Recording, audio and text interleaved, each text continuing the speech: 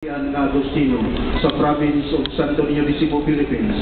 Among kinasingkasing o mayniton nga pasalamat sa tanan nakatampo sa kalampusan sa atong alas 4 sa hapon nga misa nobina ini ikaupat nga adlaw sa nobinaryo.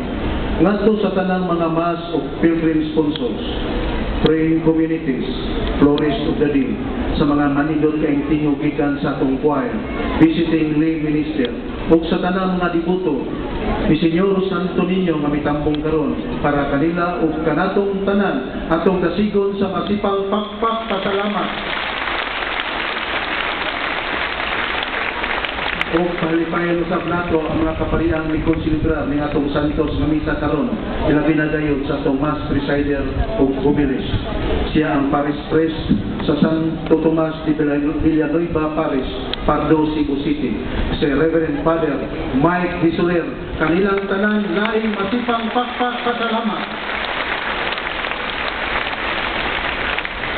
O labaw sa tanan, ngadto sa itong ipasidunggan ng atong selebrasyon karon, ang Batang Hesus, si Senyor Santo Niño, ang atong pinakamasipang pakpak pasalamat.